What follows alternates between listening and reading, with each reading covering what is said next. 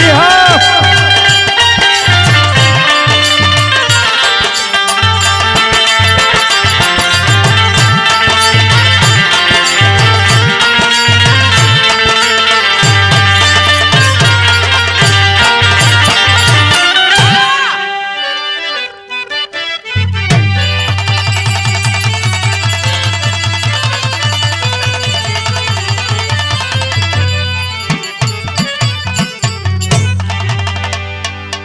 हरिओम studio Azamgarh से जो विरहाई गावत है, साल भर से हमें समाज को बड़ा ओरहन मिलल,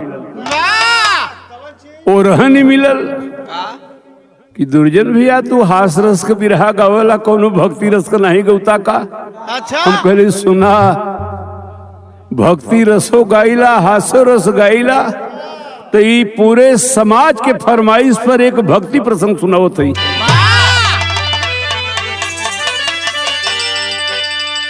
वाह, यह है हमारा भारत देश।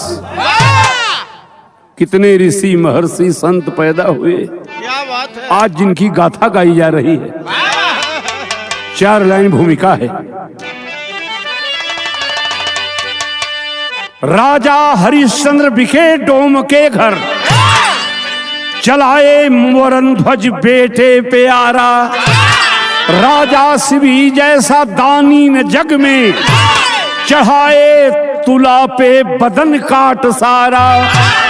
दानी दधीच दे तन को अपने, बचाए सभी सत्य सम्मान प्यारे।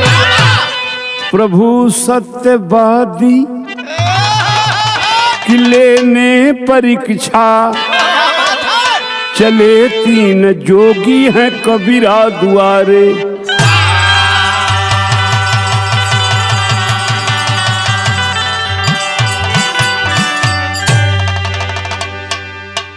पूरा समाज कलश भक्ति रस हो जाए, हम कली हो जाए। बनारस के धरती पर ही कलयुग के संत का कहानी है भाई। क्या बात है। लहरतारा में कबीर साहब निर्धन गरीब, कबीर के सत्य का हल्ला हो गया कि कलयुग में कोई इतना बड़ा सत्यवादी नहीं है। ब्रह्मा विष्णु शंकर भिखारी का भेष बना के 12 बजे रात के एक गरीब को परीक्षा ले गई न हो, तो तरज हो भाई। देखा एक बात सुन ला, हमके लोगन बताओ ना कि कोनो नई धुन गई बा, दुर्जन गब्दे पुराण बता दी है भाई। हम जबरी ना बताइला, बहुत पहले 50 साल पहले जानत हुआ बाप दादा का गावत रहा। अरे अमवा के डलिया से कुहू के कोयलिया, ओहो अमवा के डलिया से कुहू के कोयलिया। कहो कैसे कमिलना होई हो,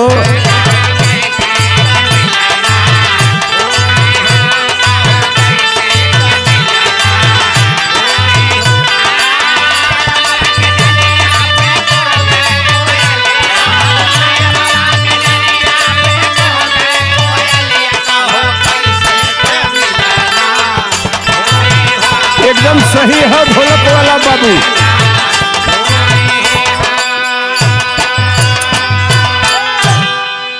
बड़ा मजा पुरानी तर्जन में रहल भाई, गा देलन।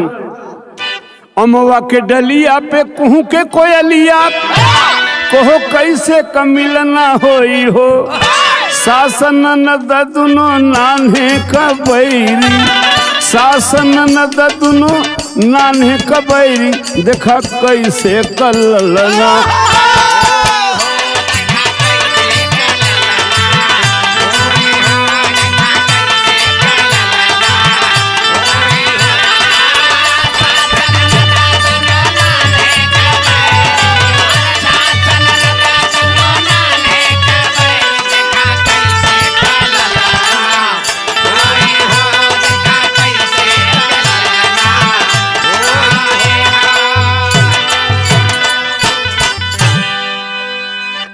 तरत पुरान हो भाई, लेकिन यही के जब झरेलिया गा देली। कैसे दुनिया में कोनो गाड़ी घोड़ा ना बचल जोने का ड्राइवर न बजा देले हुए।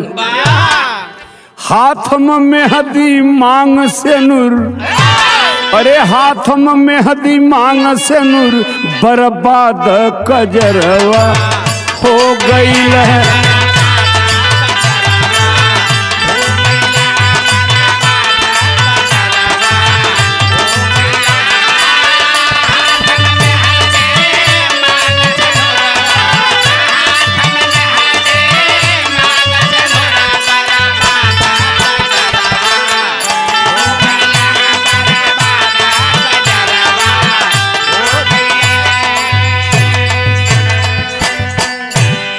अच्छा तो सुने वाला बिरहा भैया लोग, धुन तो बड़ी पुरान रहल, लफ्दे नइयो न हो गई। दूसर की लाइन गौलन, बारे बलम बिना नींदो न आवे, बारे बलम बिना नींदो न आवे, उलझन में सबेरवा हो गई।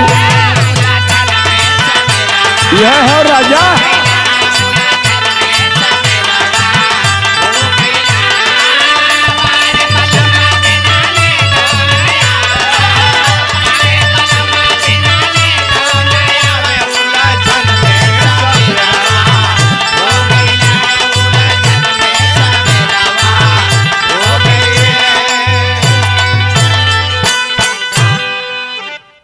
लेकिन आज भी गाना के गावेला?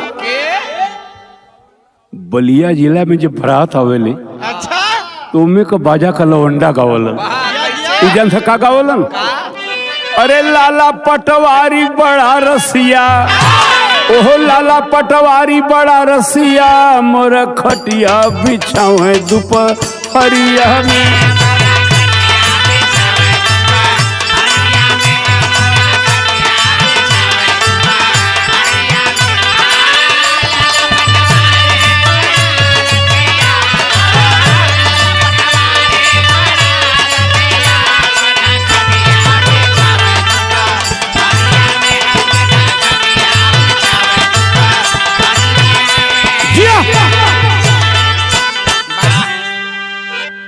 बिरहा ना हो भाई क्षणिक आनंद हो, बिरहा हई हो। क्या बात है? ब्रह्मा विष्णु शंकर भिखारी का रूप बना की सुतली रात में संत कबीर साहब के दुआरे गईलन हो, तो का कहलन?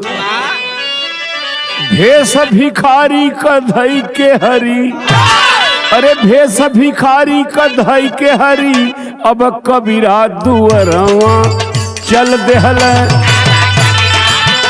बाबा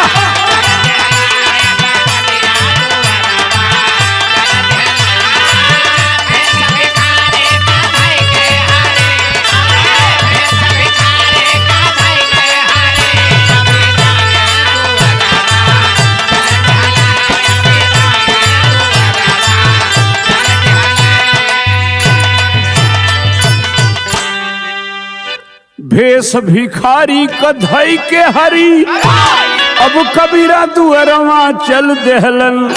अरे भूख लगल बाबा भोजन करादा, भूख लगल बाबा भोजन करादा, दिखाया अपन गरजिया कह देहलन।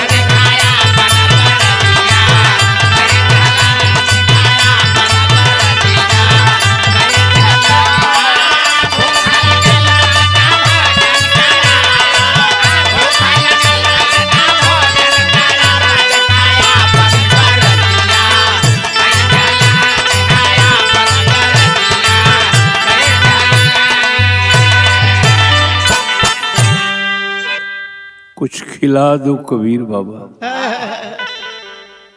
तीनों भिखारी भूखे। कबीर का बेटा कमाल आधी रात में घर के बाहर आया, नाराज मत होया, तनी नयके लड़कन का खून गरम होला। कबीर का बेटवा कमाल कहलस कि बाबू इस सुतली रात में भीख मांगत हुए ही तो तीनों डाकू बुझात हुए। अपने बेटे को कबीर साहब डांट रहे। डपट कबीरा कहे कमाल तू सपूत नहीं, टपट कबीरा कहे कमाल तू सपूत नहीं, करे ना संत सेवा है वही कपूत सही। सुनो बेटा, जो बेटा धरती पे जन्म लिया, दरवाजे पर मेहमान की सेवा नहीं किया, वो बेटा नहीं कपूत है। तोहरे बदे डकैत हूँ, हमरे बदे यह भगवान हूँ। अरे बेटा एक काम कर दे, कहें कबीर माता लोई को जगाओ तुम, कहें कबीर माता लोई को जगाओ तुम, पिता की आज्ञा को निज माता से फरमाओ तुम। अपने माई से बता दा कि 3 ठे भिखारी दुआरे आयल हुन, कुछ खाना बना दे, गरीबी धर्म का नाश हो ले। कबीर साहब को दुल्हन रोए लगलिन हो, कहो 3 दिन से घरे में चूल्हा नहीं जलत, अनाज का दाना ना हो, कौन खाना बनाई? रोए के कहलिन, का कहलिन? कही लोई की बेटा घर में ना एक को दाना, रसद के वास्ते होगा कहीं बेटा जाना। बहुत अच्छा।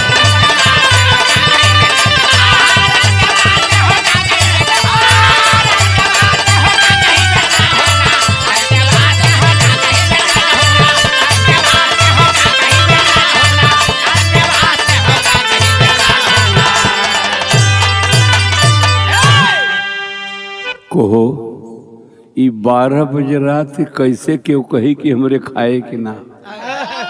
बहुत ऊंच बात कवि लिख दिल। का लिखलन सुना? अरे लजिया कबतिया जहाजिया से भारी, लजिया कबतिया जहाजिया से भारी, घरवा कह हलतिया कह देहल। एकदम सही हो बच्चा भैया।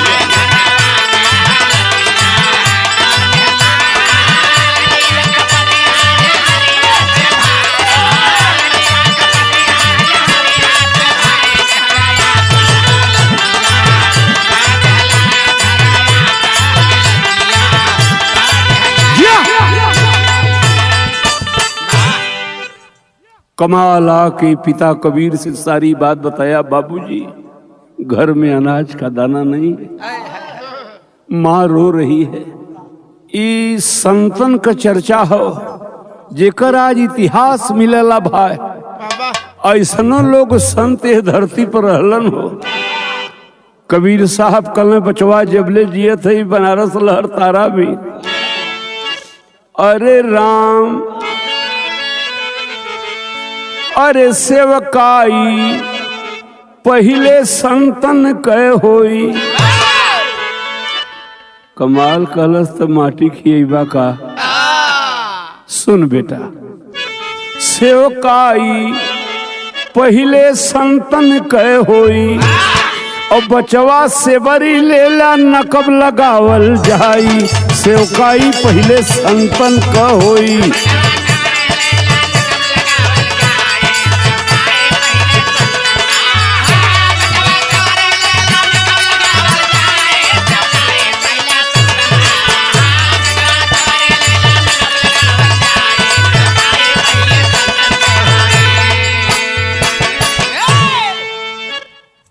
कहो ऐसा लोग यहाँ रहल, बचवा सेवरी लेला नकब लगावल जाई, सेवकाई पहले संतन को हुई। एक बात का दुख रहल कबीर साहब की, हे मालिक काहे के धरती पर जन्मौला हो, और जन्मौला तो इतना गरीब काहे बना देला। कहो आज 3 आदमी के भोजन ना करा पाओ थी, देवड़ी पर बैठ के 12 बजे रात के झंकत हुन, और ब्रह्मा विष्णु शंकर भिखारी बन के कहत हो, भैया कबीर कुछ खिया दा बाबू। एक ठे तरज आप लोग के सुनाओ थे, एक लोग बतावलन, बनारसी कजरी, मिर्जापुर को ढुनमुनिया, और आजमगढ़ का लकड़ बज्झा, और देहात का कचकचवा। सुनत नहीं इनमें 4-5 मेल कहो, अपने बोल भाषा में अलगे अलगे बताओ ना। कबीर साहब सोचत का रहलन, अरे सोचें सोचें सुनाओ मोरे।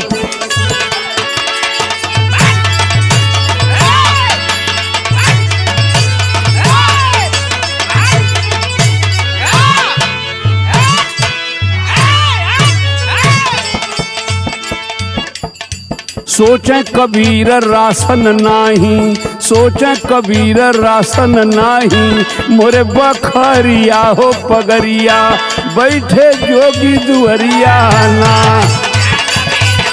बहुत अच्छा।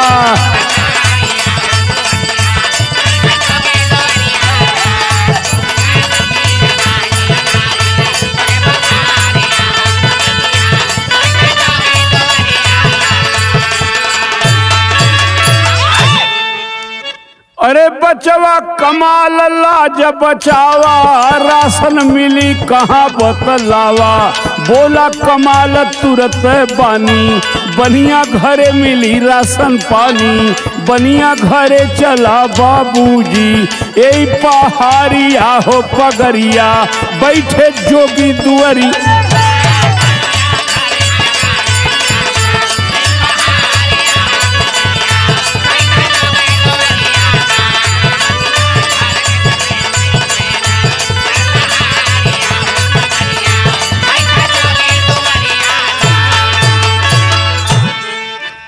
बहुत पक्की उपाय बताया कमाल।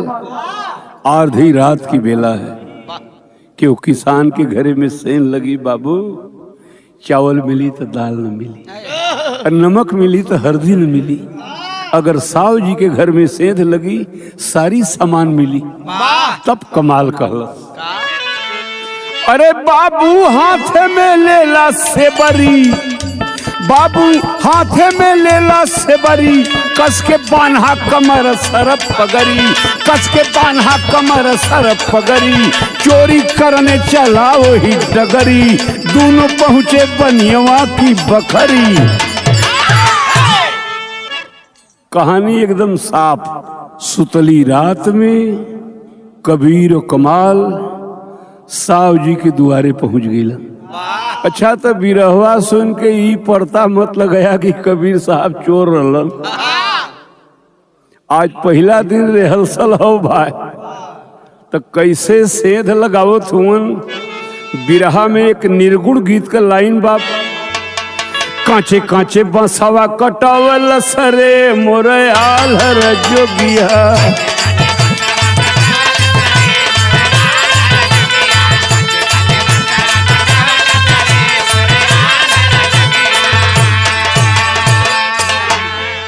अरे बसवा के काट काट टिकठी बनवल से,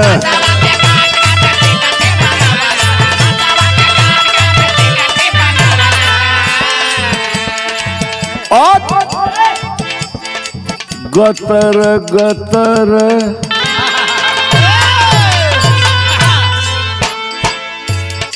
गतर गतर गठियौल सरे मोरे आलर जोगी।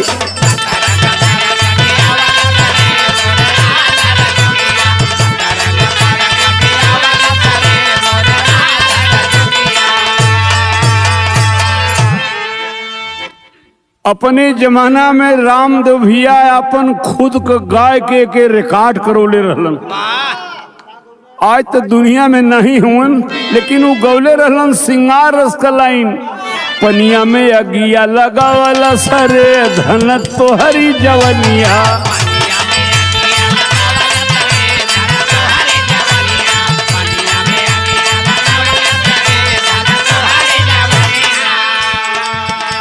अरे अखिया तोहार जैसे अमावा का फारी,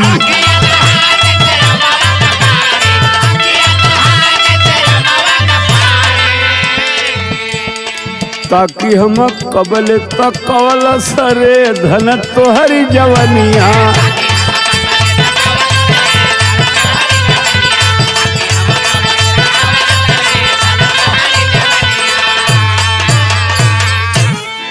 तरह छोड़ दा भाई तनी फरज सुना। सुतली रात में कबीर साहब बचवा कमाल उनका लड़का का कैलन, धीरे धीरे से निया लगावलन हो रती है दोनों चोरवा। बहुत अच्छा।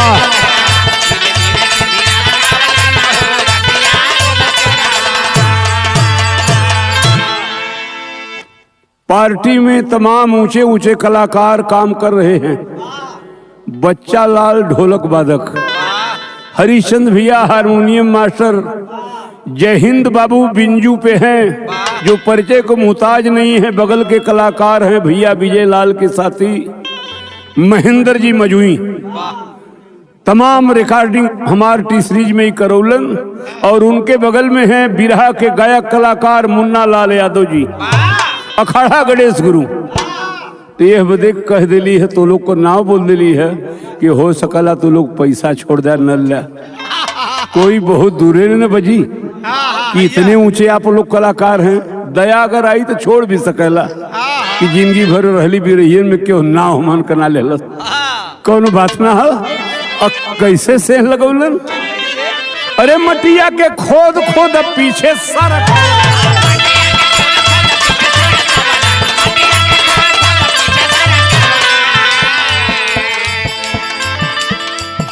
अच्छा तो जे चोर ना हो के डर कोने बात कहो। सेनिया तो खन दहलन आपका कहीं बापे बेटा, कोई सेनिया पर झगड़ा मचौलन हो रतिया है दोनों चोरवा।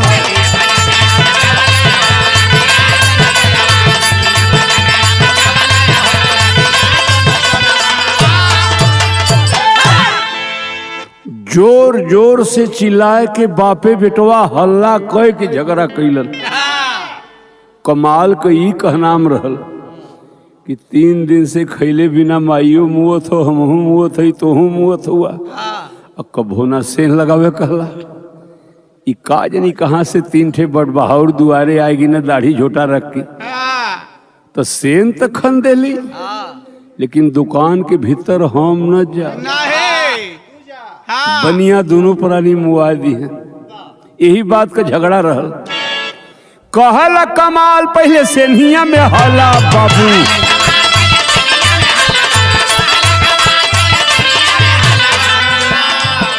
और झोंका झोंकी अपने में कैलन हो रतिया दोनों चोरवा।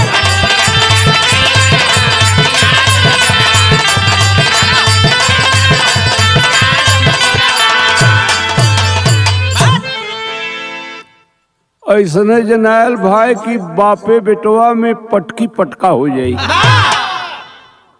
बहुत समझदारी से कबीर साहब काम ले लो। कल बेटा कमाल, यही है बनारस की धरती, हमार बुढ़ौती है रे। तय सेन के अंदर जो हमके बहरे रहे दे, तनी एक बढ़ा दे बा हरिचंद भैया।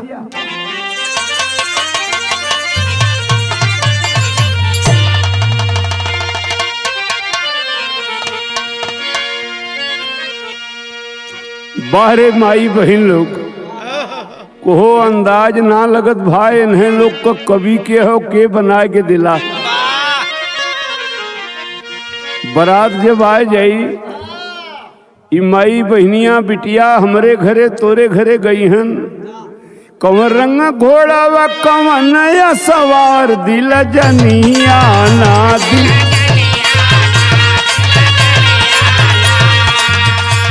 गोरी कवन रंग दुल्हा तोहार हमार दिल जनिया ना। सही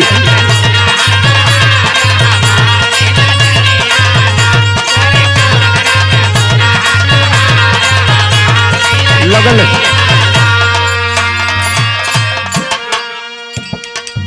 महेंद्र भैया तनिसा चलीबा गाजीपुर में, और दुल्हा खिचड़ी खई हन। पूछो जानते हो कैसे गई हैं? लाले भंवरा ना,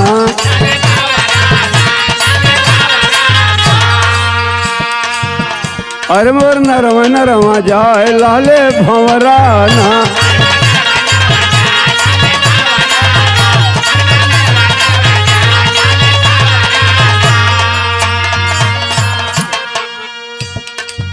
हमें तो डर ही है भाई कि कुछ दिन में हमहन अंग्रेज हो जाए। चलल फिरल खान पान पहिरावा पोशाक कुल हमन का अंग्रेजी हो गया हो। इ लड़का यही जाड़ा में मर जाल चाहत हुआ, लेकिन बार महंगा कटौले हुअन। वो काने पर मफलर बांधे के तैयार ना हुअन, कटिंग खराब हो जाई। बड़ा दुख हो। भोजपुरी वाला पता लगौने की धुन तो बढ़िया हवा। एक बियाहे में माई बहन गावेलिन, उ सब एक नया जनसुआ का बनोरन, बुढ़ऊ बानर हो जाइबा।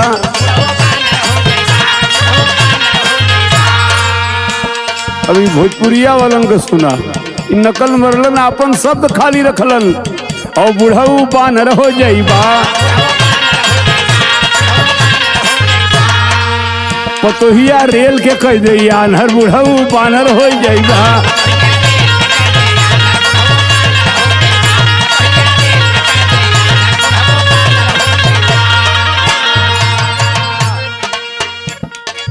ई का हो क्षणिक आनंद हो, धुन नयकी है बदे बताए देला कि नयके उम्र के लड़िकन का ब्याह परी तो कह मैं बाबू दुर्जन के मत बोलाया, कुल पूरन किए गावलन।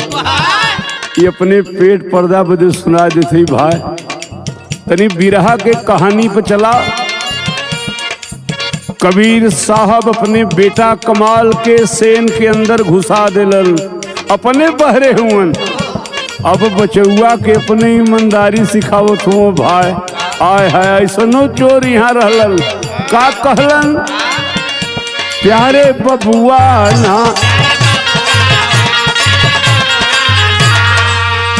बचवा वो तना लिहा जितना दर कहर हमार, प्यारे बबुआ ना। बहुत अच्छा।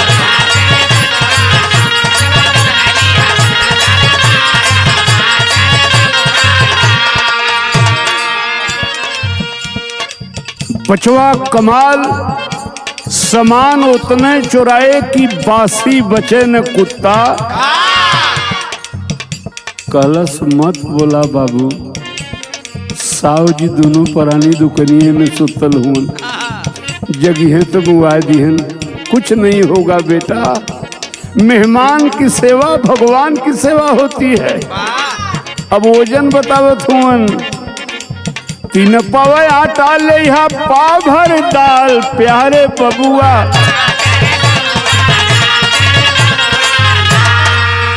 ले आधा सेर चावल निकाल हमार, प्यारे बबुआ। बहुत अच्छा बच्चा भैया लगल।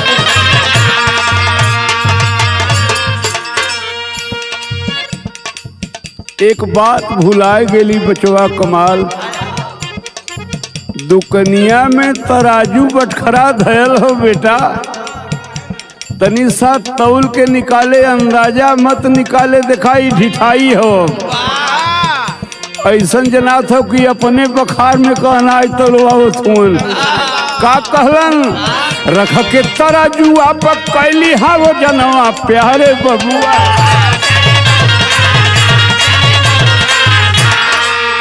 देखा डूबना धर्मवा का धार हमार, प्यारे बबुआ ना।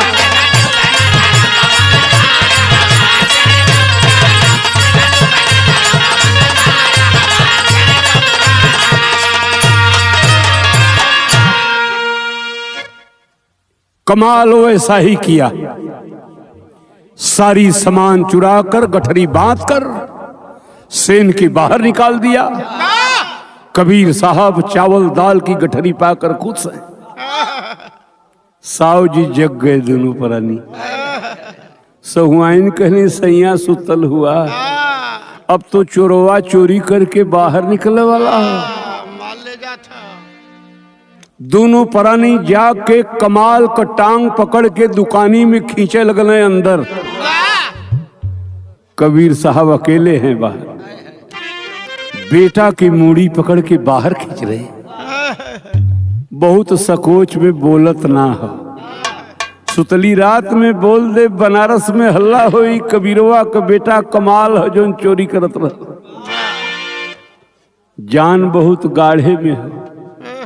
मन ही मने कमाल सोचत बा कि बाबू से कहली कि हमसे ऐसा सेवकाई ना हुई, जबरी कैलन। भीतर से साव जी दोनों परानी खींचत हुन, अब बहरे से हमार बाबू मूड़ी पकड़ के खींचत हुन। सेवकाई तो आज वो होत बा कि बिचवे से चौथा जाए के उम्मीद है। काहे बदे वो महापुरुषन के आज इतिहास हम सुनावत है। अकेले रहलन, बुढ़ौती रहल, बेटवा के नाक खींच पौलन। धूम तरज में बहुत हंसी मजाक भैल। बिरहा तनी गमगीन होत हो, समाज के फरमाइश पर ही भक्ति रस गावत है। लड़का के खींचे में का भयल, अरे दम पे दम भैया, ई दम पे दम फूले लागल, तब काट लिए हैं शीश। एक हाथ बेटे की मूड़ी, दूसरे में बख्शीश। सेवकाई पहले संतन कह होई, और मूड़ी काट कबीर झोली में रखे छिपाई। आवा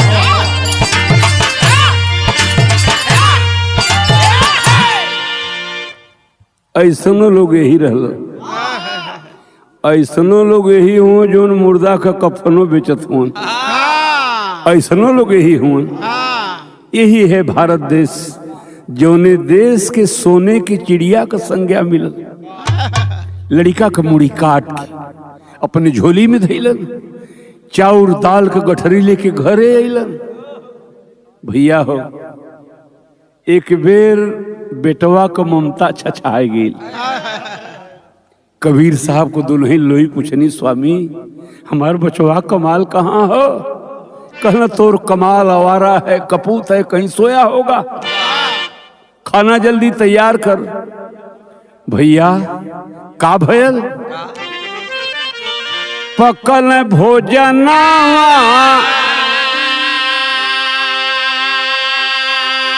ओ जनवा से घरवा,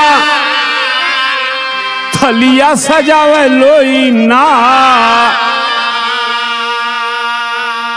कह स्वामी अपने बोला दा जोगियन, आया जोगी बैठे आसन माँ।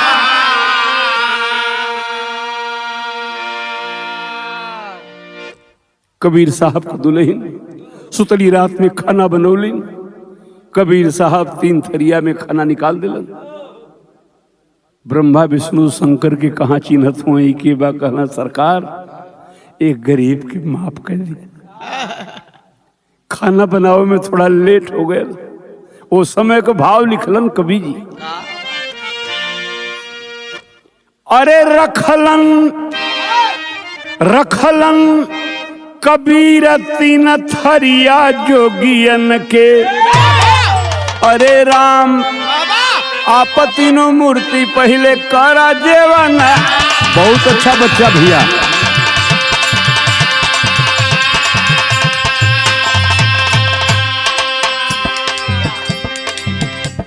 खाला महाराज एक गरीब के क्षमा कर दिया, वो तो भिखारी ना रहलन, दुनिया का मालिक त्रिदेवा ब्रह्मा विष्णु शंकर रहलन।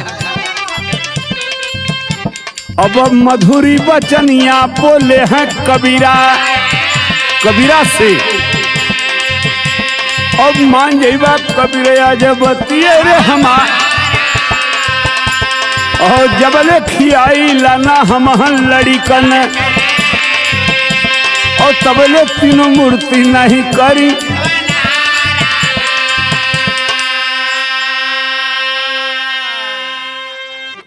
यही परेशानी है कबीर साहब।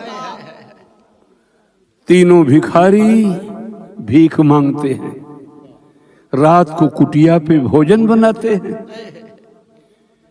एक लड़का को बुलाकर खिलाते हैं तभी खाते हैं। अपना बेटा क्यों नहीं बुला देता? वो भी खा ले, हम भी खा ले। अगर अपना बेटा नहीं बुलाएगा, घरवा से अदतिया हमार बाप पुरानी, और आई न लड़िकवा न करब जेवना।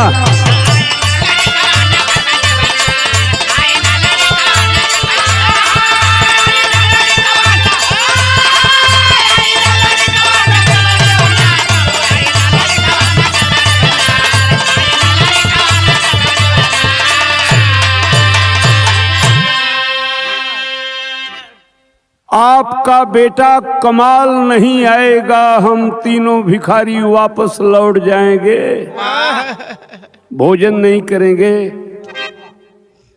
हालत बिगड़ गई कबीर साहब की। बेटुआ तो मुड़िया काट के झोलिया में चुरौले, कहां से लड़कवा बोला दे। अपने जमाना में रामदेव भैया ये तरज के गौले रहे महेंद्र बाबू, अरे लागल लहंगा में आग, ओहो लागल लहंगा में आग, बुझाई कैसे।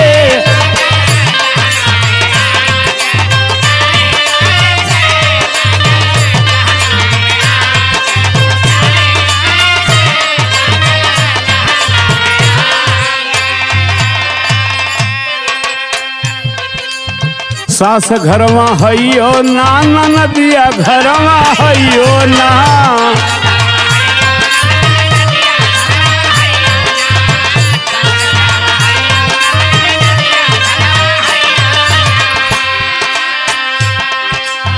सुतल भसुर के जगाई कैसे, लागल लहंगा में आग, बुझाई कैसे। एकदम सही हम मिजाज में रहा राजा।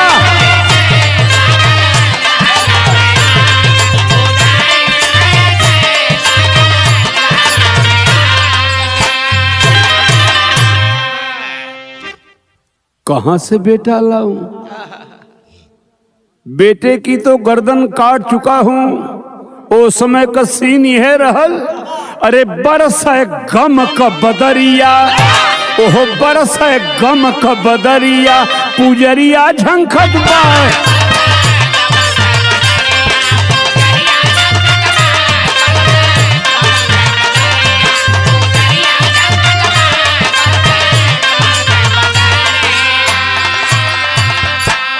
नहीं घर में का देलवा मतरिया झंखत बाय, अरे नहीं घर में का देलवा मतरिया झंखत बाय, और बरस गम का बदरिया, पुजरिया झंखत।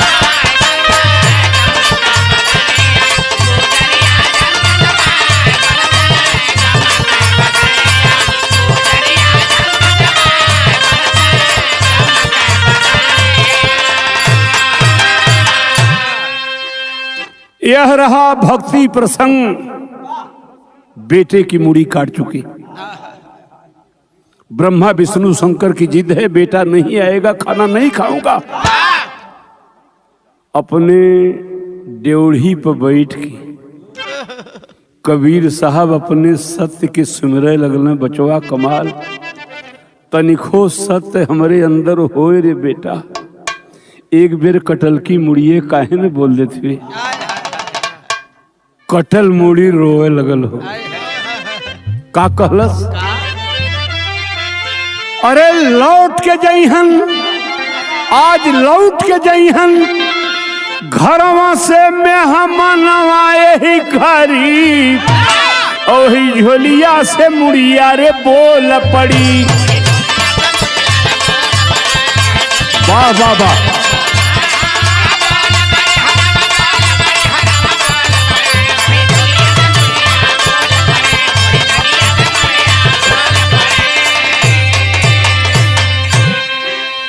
ब्रह्मा विष्णु शंकर भिखारी के रूप में देख रहे हैं, झोली की कटी मुड़ी रोए के कहत रह, का कहत रहल, और लौट नहीं जावे बाबू, घरवा से मेहमानवा, ए झोलिए में तड़पला बाबू मोर परनवा।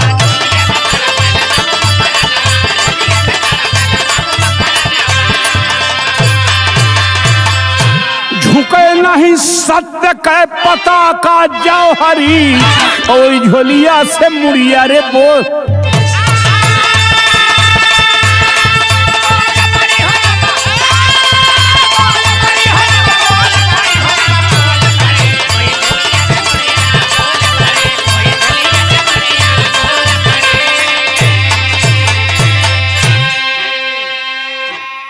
कटल मुड़ी जब रोए लगल हो, ब्रह्मा विष्णु शंकर भिखारी का रूप छोड़ के असली रूप में अइलन। कहे हे भैया कबीर हमन भिखमंगा ना है, तोरे सत्य को हल्ला रहल, आज सत्य आँखी से देखे के मिलल। वाह ओहर कमाल का धड़ साव जी अपने दुआरे पर एक नीब के पेड़ में बांध के लटकौले रहलन। भगवान तीनों मुड़िया लेके कैलन का भैया, मुड़ी लेके जोगी गैलन वही निबिया के पास हो, और जोने धड़वे में मुड़ी झूलत जहाँ लाश हो।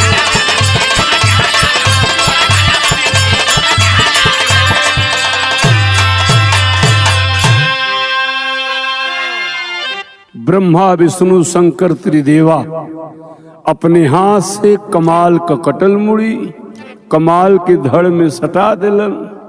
हरि अनंत हरि कथा अनंता भयल का अब जिंदा भय कमाल, अब संत पैरव धरी और झोलिया से मुड़िया रे बोल।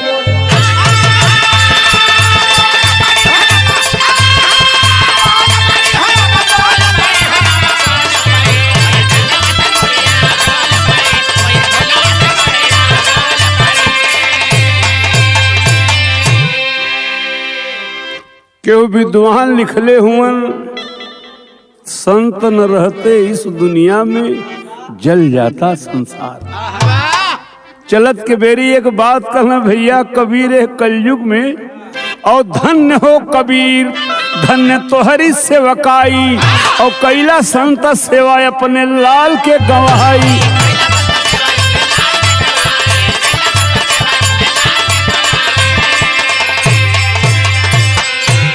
तोहरे ऐसन संत नहीं कोई धरड़ी, और झोलिया से मुड़िया रे बोल पड़ी।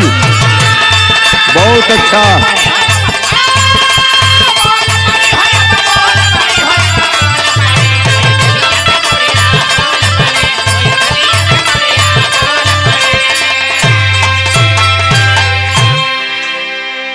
गुरु बिहारी गुरुपत्तू जी चले गए सुरधाम, सरजू मुंशी राम सकल नित भजते सीता राम, सेवकाई पहले संत और दुर्जन छोटे लाल के नई नई कविता, सेवकाई पहले संतन का होई।